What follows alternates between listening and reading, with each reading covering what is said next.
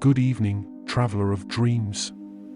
In a work as vast as The Lord of the Rings, filled with exiled kings, wizards who confront shadows, and hobbits who dare the impossible, an inevitable question arises: whom did Tolkien himself most resemble? Among so many fascinating, powerful, and wise characters, which one might carry within them the most intimate reflection of the author? Who would best mirror his personality? Who would most clearly express his values? You might think of a long-bearded wizard, always ready with a word of wisdom. Or perhaps a rightful heir to a throne, noble and tireless in battle. Maybe even a small hobbit, stubborn, yet with a heart greater than his bare feet could ever carry. But is the answer really that obvious? Or is it, in true Tolkien fashion, tucked away in the corner of a page, waiting to be uncovered when least expected? And this is where things become intriguing. For the answer to this question not only surprises, but also reveals something about all of us, that, at times, we do not find ourselves in the shining heroes who stride through halls of glory, but in quieter figures, in silences almost invisible. After all, who has never wondered whether what they write, what they dream, or even what they read, might bear secret traces of their own life? And let's be honest, if each of us were placed within an epic saga, we would probably not be leading armies, we'd be complaining about the cold in the trenches, or begging for a tea break. Before we set off together on this journey, allow me a gentle invitation. If this tale stirs even a small spark of wonder in you, remember to like the video and subscribe to the channel. It's a small gesture, but one that keeps the flame alive so that other travelers may also find this refuge of peace. Now, take a deep breath and let your anticipation soften into stillness. Picture the old walls of a library, the soft tick of a clock at midnight, and the quiet flame of a candle burning low. It is here that words and memories begin to weave together, like a fleeting glimpse of someone writing, unaware they were inscribing their own soul. Slowly, the waking world begins to dissolve, and before you, the story unfolds.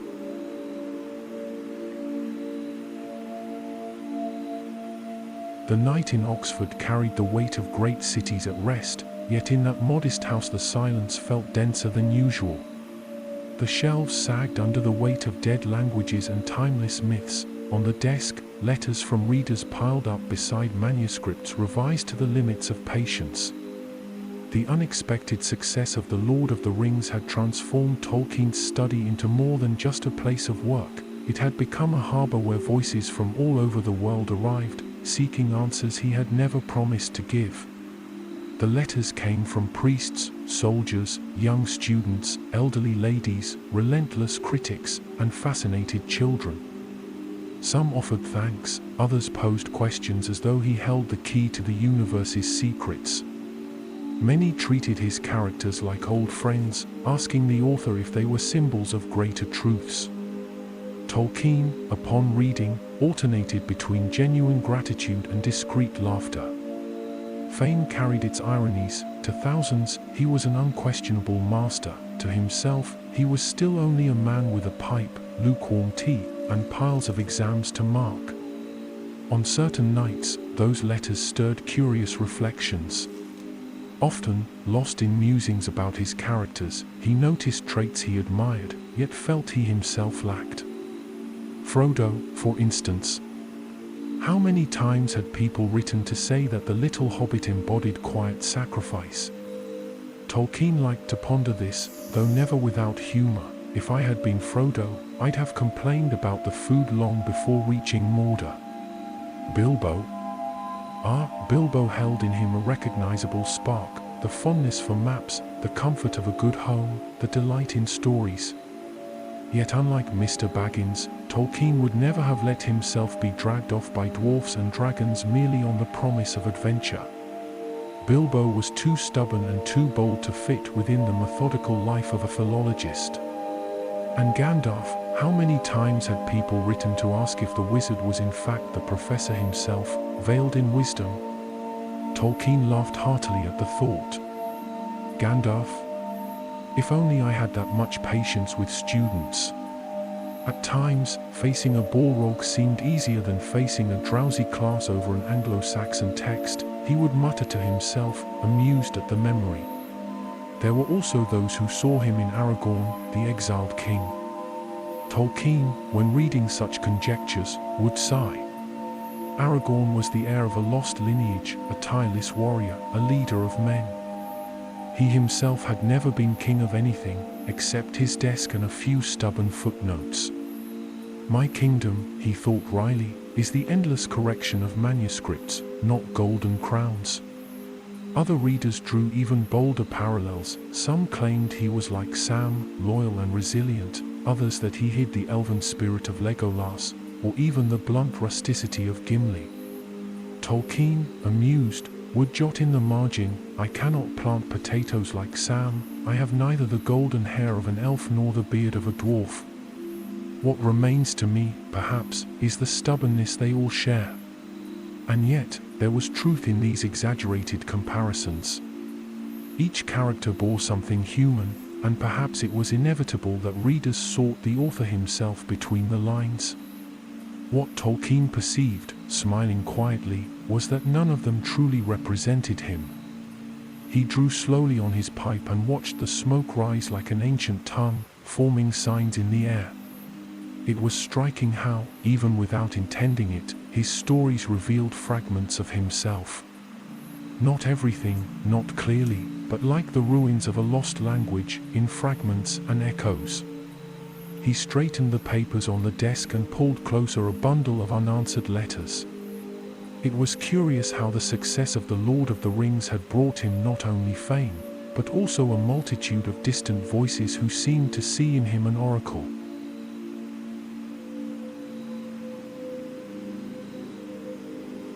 But one of the letters that night made him pause.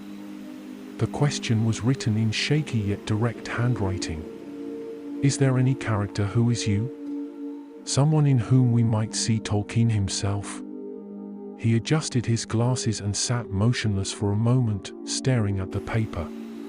At first, he wanted to dismiss the question as he always had, repeating to himself that his characters were not masks, but beings with lives of their own. I do not write allegories, he repeated like a mantra.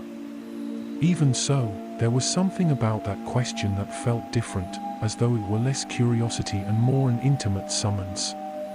He set the pen upon the blank sheet and, almost without thinking, he wrote in a sudden impulse. To the extent that any character resembles me, it is Faramir, except that I lack what all my characters possess, courage.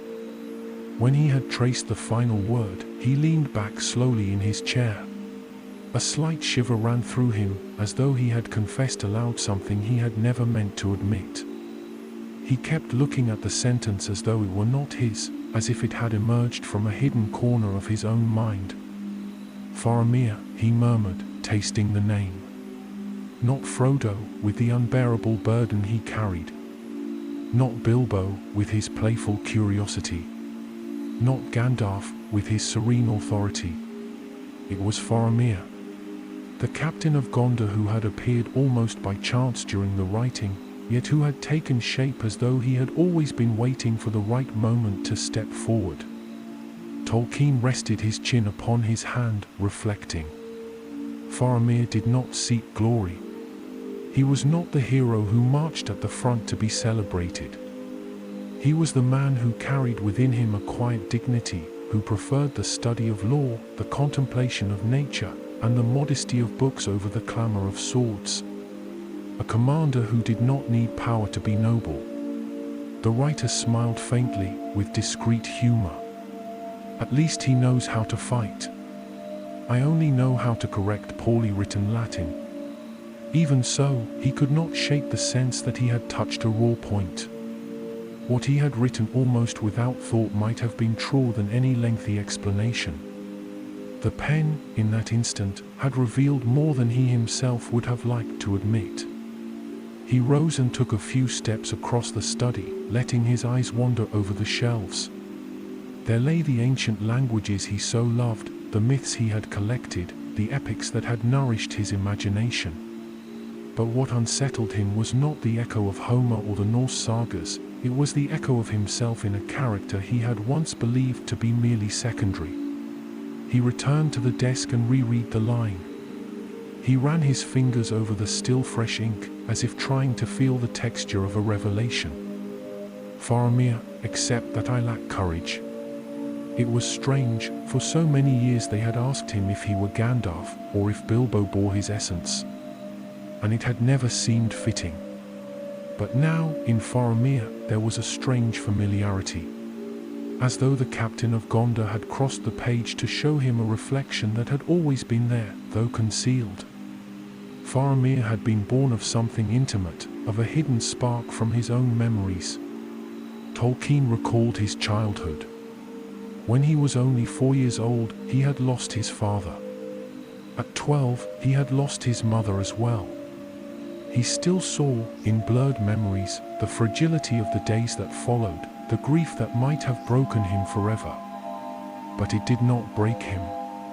For there had been a kind priest who took him in and became his guardian, protecting him and his brother as though they were his own children. The faith inherited from his mother and the gratitude he always felt for that silent protector were, perhaps, the most enduring foundations of his life. Tolkien would never forget it. I was not left alone in the world, he often thought, though everything pointed that way. That quiet love of protection, that silent respect for uncelebrated kindness, it was there in Faramir. The character who, under the tyranny of his father Denethor and the shadow of his brother Boromir, held firm the integrity of his soul. Tolkien looked out the window. Oxford slept beneath a canopy of stars, and the cold wind stirred the leaves in the garden. Lost in the immensity of the sky, he remembered his youth, marked by books and the silent solitude of orphans. There was in his life a calm melancholy, but also a flame that never went out, the same flame that burned discreetly in Faramir. For a moment, Tolkien imagined Faramir seated before him in that same room, lit by the trembling flame. Not as a character, but as a companion in conversation. He saw his grey eyes, attentive, reflecting the calm of one who observes more than he speaks. He almost heard his voice. I do not desire this power. Not for myself, nor for those I love. And Tolkien shivered. Yes, those words might very well have been his own. He placed the reader's letter in a folder but kept separate the sheet on which he had written the reply. He could not ignore it. It was as though a veil had lifted, revealing an intimate trace that had slipped past his own creative control. That night, he could not write anything more. He sat there in silence, staring at the sentence as one stares into an unexpected mirror. And for the first time, Tolkien felt that it was not he who spoke through his characters. Perhaps it was the other way around, it was they who spoke through him.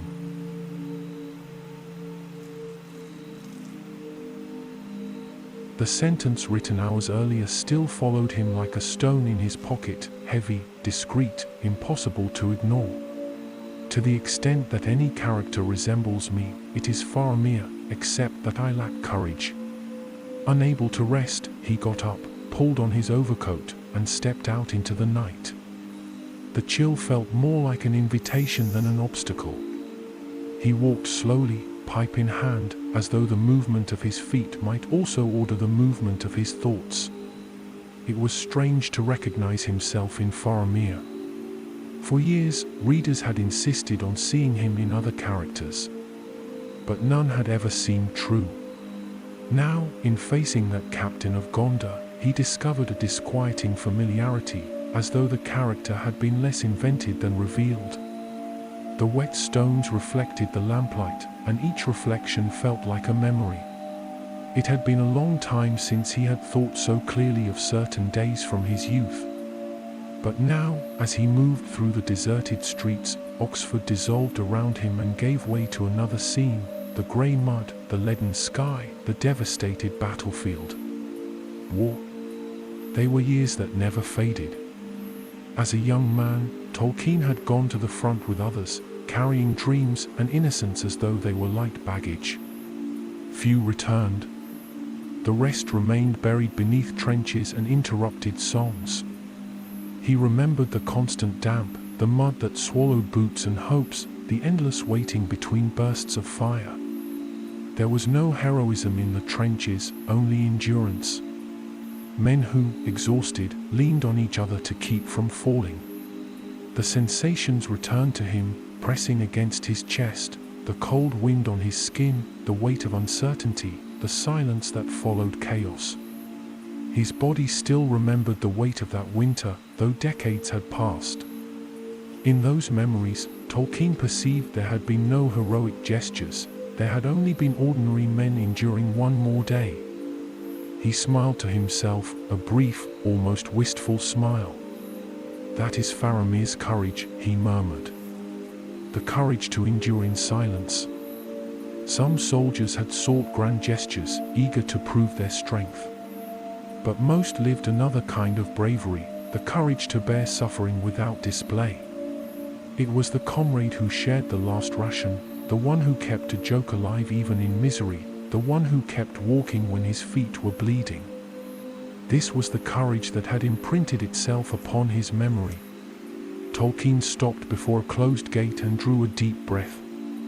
How many names had been left behind? How many young faces would never grow old? Even now, on nights like this, he still heard the echo of voices cut short. And he knew his own life had been spared almost by chance, by a fever that had pulled him from the front when so many of his friends were destroyed.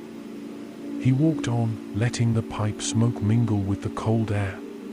In that contrast between a sleeping Oxford and the battlefield still alive in his memory, the figure of Faramir returned once more.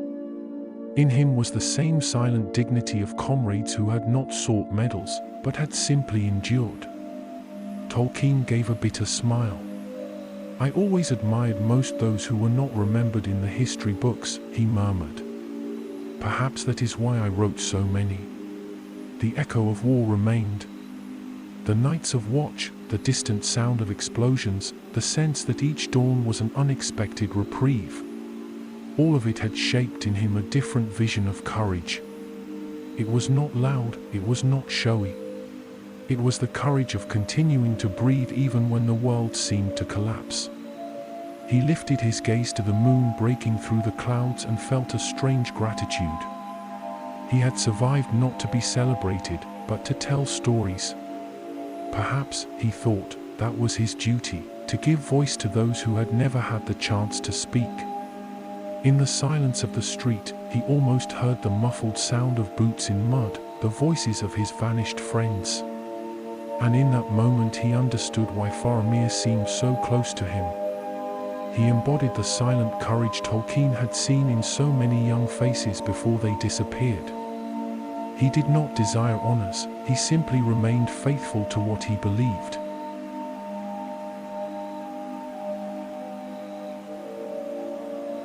The garden bench held the cold of stone like an ancient memory.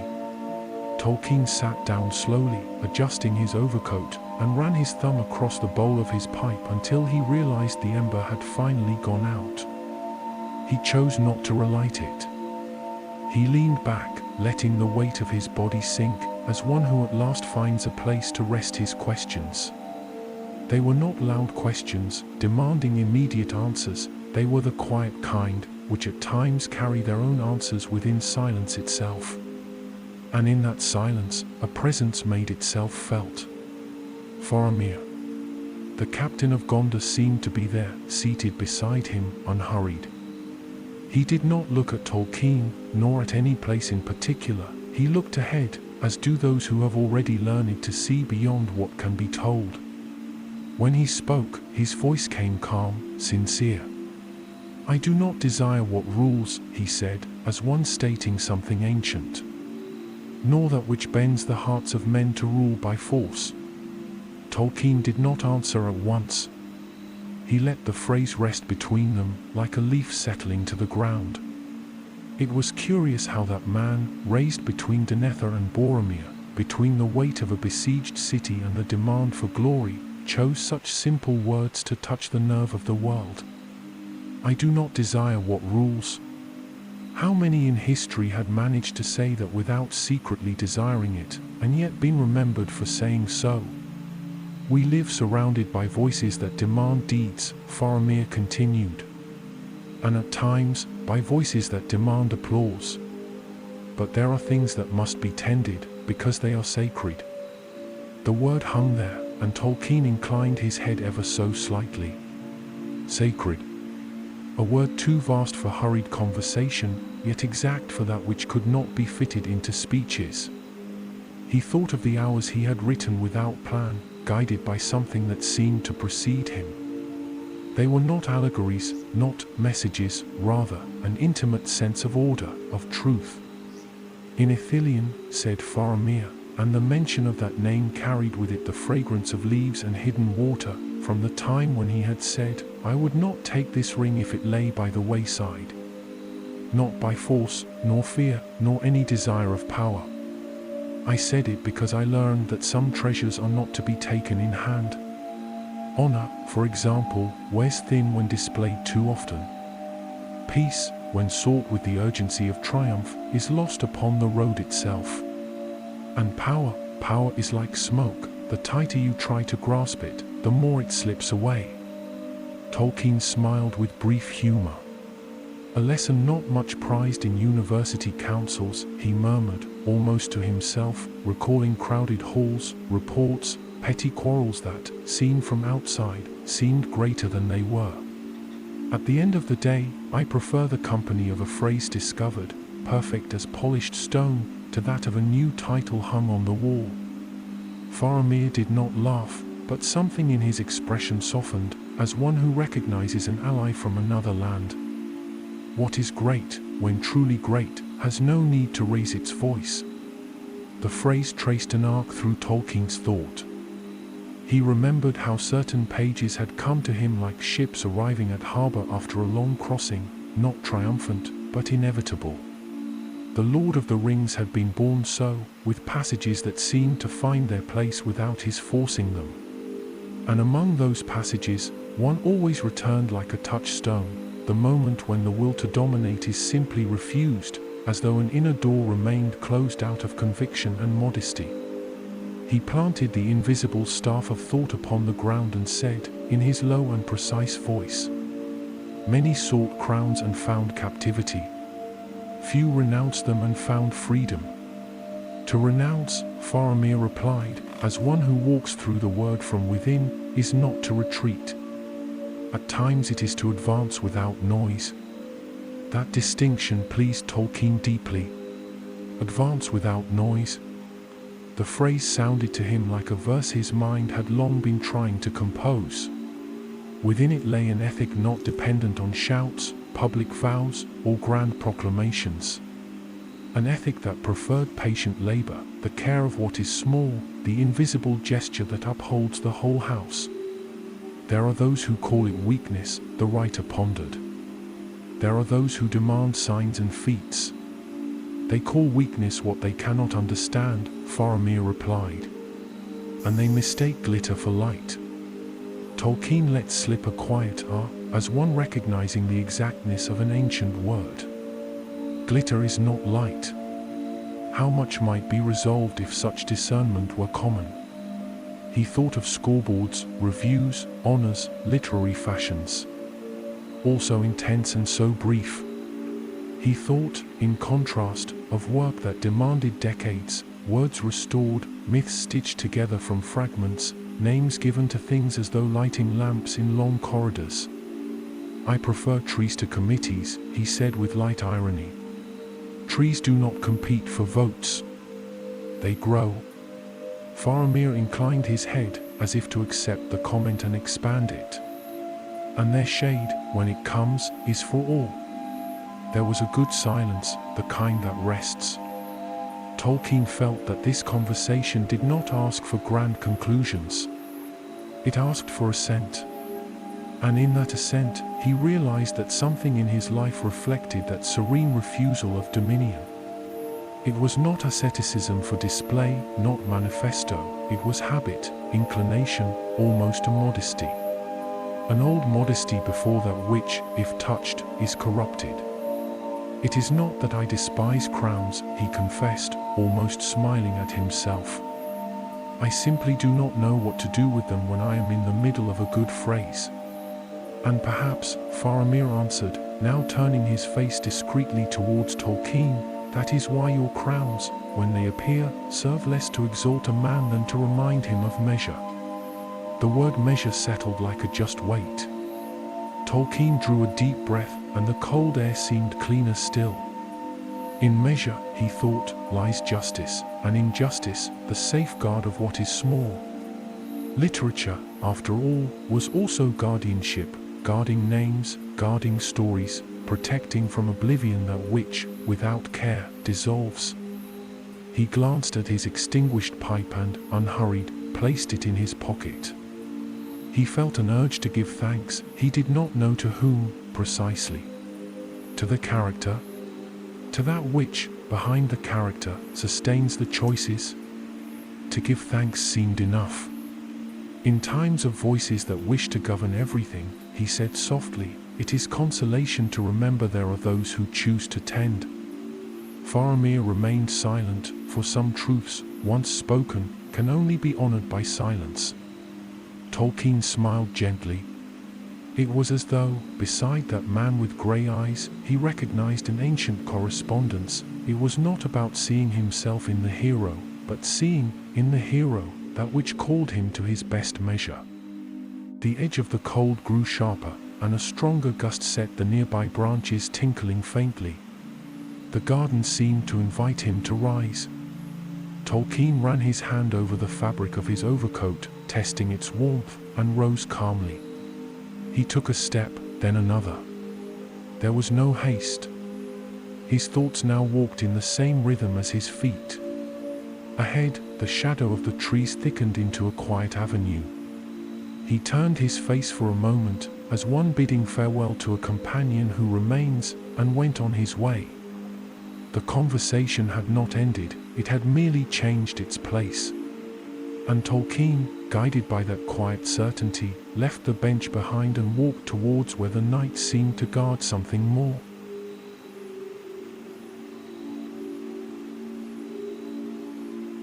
The avenue led to a small grove, and there the trees held a discreet glow, silver-green leaves, as if they carried a glimmer of moonlight on their surface. The air was damp and calm. Tolkien moved among the trunks, letting his steps grow slower. He laid his hand upon a tree at the edge of the path. The cold would return to him a sense of ancient presence. There are places that keep memories that are not ours, he thought. They only accept us for a moment. He walked on, attentive to the shade of the leaves, to the unseen water that must have been running among the roots, and to the faint scent of earth. With each step, his mind widened, as though opening one window after another. The grove recalled Ithilien, a serene refuge in the heart of watchfulness. And with that memory, the name that had already accompanied the night returned to him, Faramir. If there is something that unites creator and creation, Tolkien reflected, perhaps it is silent faith, the kind that, without show, sustains everything. This faith had no fanfare. It needed none. It was the habit of tending to what is small, the choice of remaining faithful to what is true, even when no one is watching. Tolkien let slip a light smile. In his academic life, how often had he felt more content in rediscovering the exact word in an ancient manuscript than in any public applause? There was in it an inner orientation, like a compass that always points north, even when hidden. Among the trees, memory sought a horizon farther than Oxford, older than Gondor. Suddenly, his mind touched what was dearest to him, the music from which the world was born. Ada, he thought. The first song, where dissonances had been allowed so that, in the end, the harmony might become deeper. Tolkien did not need to name Iru Iluvatar aloud, It was enough to recall the idea that creation is not undone by chance, it is guided, without noise, by a wisdom that takes time as its tool. The primordial light, before any lamp had been kindled by the peoples of the world. That brightness which once shone in the 2 trees of Valinor, and whose echo was preserved in the Silmarils. Tolkien fixed his eyes upon a leaf trembling almost imperceptibly. To keep the light, he thought. Not to display it, but to prevent its loss. And in that act of keeping there lay, for him, the meaning of faith, the faith that sustains, patient, without spectacle. Faramir fitted within that frame. Not as bearer of mystical lamps, but as a man who, by temperament and by choice, keeps what must not be profaned.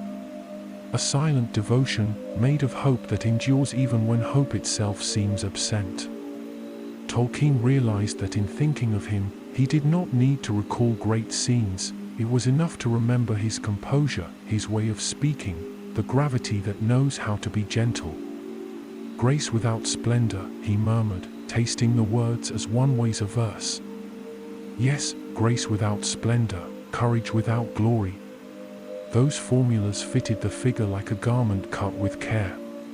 He stopped at the edge of a clearing, where the ground received a pattern of interlaced shadows.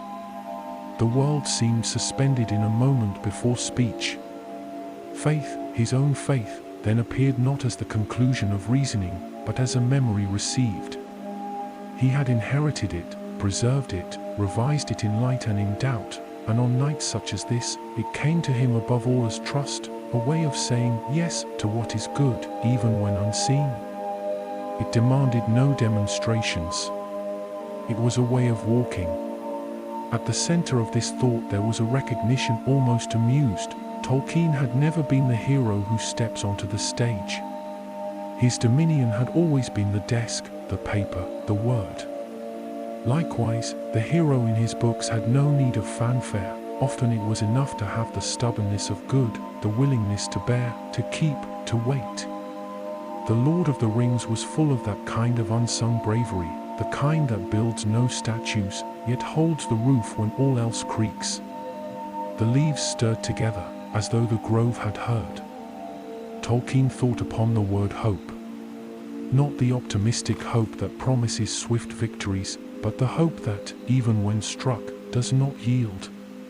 The hope of one who knows the light returns not because we are strong, but because it is older than the night. In that trust, Faramir seemed to be born anew, like a voice that had been within the author before the story began. He walked a few more steps and noticed a faint mist upon the ground. The air was so still it seemed one could almost hear the dew falling. In that suspended atmosphere, thought arranged itself like a score. Each thing had its measure, the heart, the leaf, the breeze. And upon that background rose a gentle certainty. Some characters do not enter a work as strangers, they come from within, through a door the author did not know he had. There was in it no exaggerated mysticism. There was, rather, the humility of admitting that sometimes the craft of the author is above all to listen.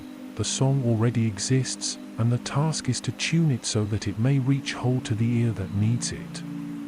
Tolkien felt a discreet contentment. The night had given him a piece of that intimate puzzle.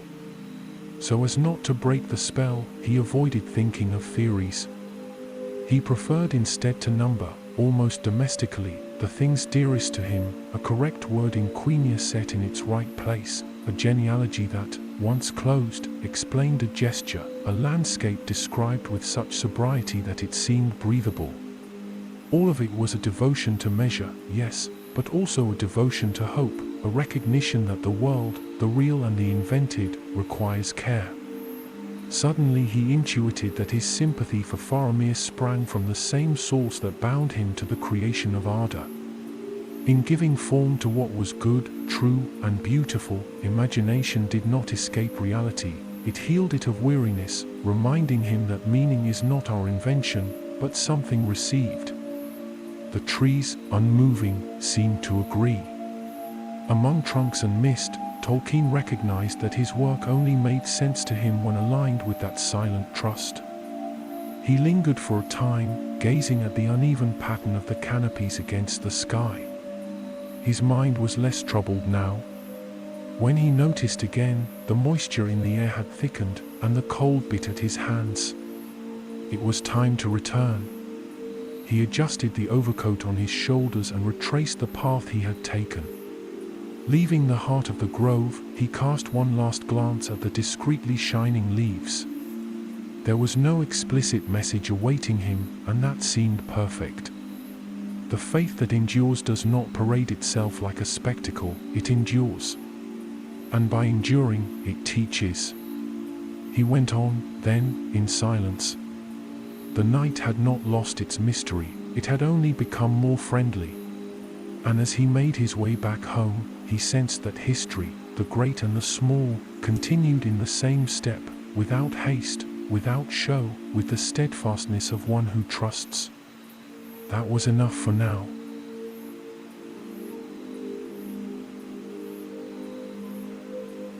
The way back seemed shorter, as though the night, satisfied with having led him to the grove, now returned him to his home with discreet courtesy. The keys jingled softly, the door yielded with a familiar creak.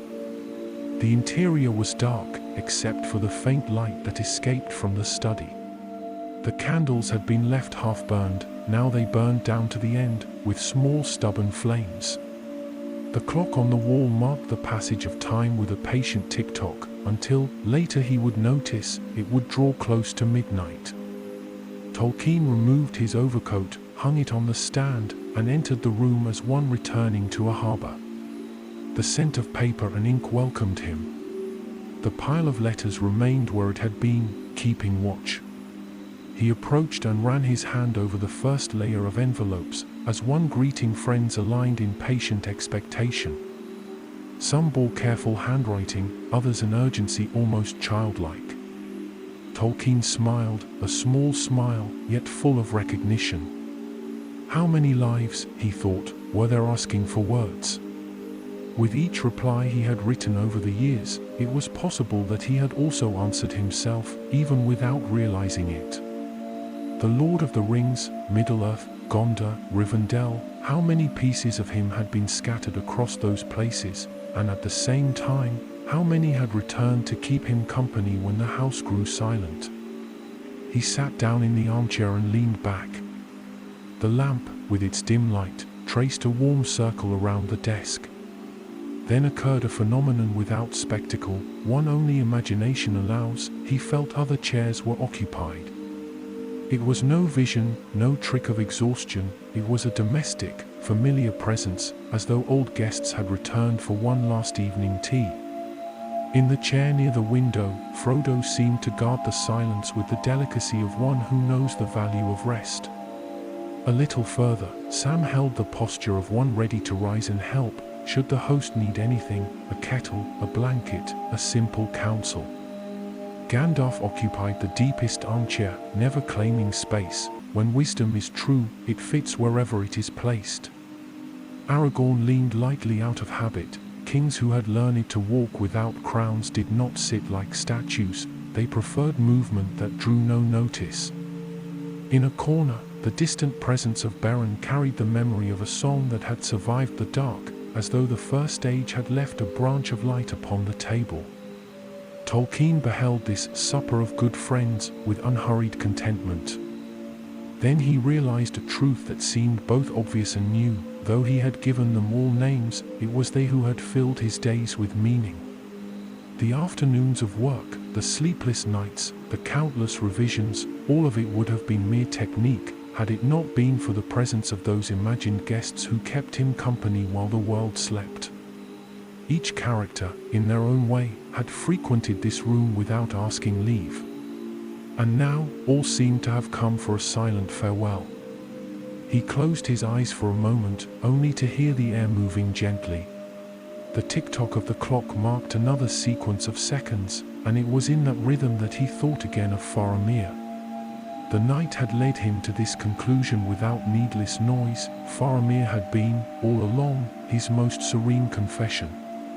Not a hidden message, but a trace of soul that had surfaced naturally, like water finding its course. Tolkien did not need to argue it to himself again. He recognized there a confession written in epic prose, yet stitched with very personal threads. Perhaps that was why Faramir seemed so familiar to him. Perhaps that was why, when the captain had emerged in his writing, he had accepted him without demanding explanation. Some characters arrive asking for a stage, others arrive with the quiet step of a library, and the house is better from the first day. He stretched out his hand and picked up one of the letters. The paper had the rough texture of one that had crossed oceans in travel cases. A young man was asking how to endure the weariness of living, and whether there was, in books, a hope not made merely of fantasy.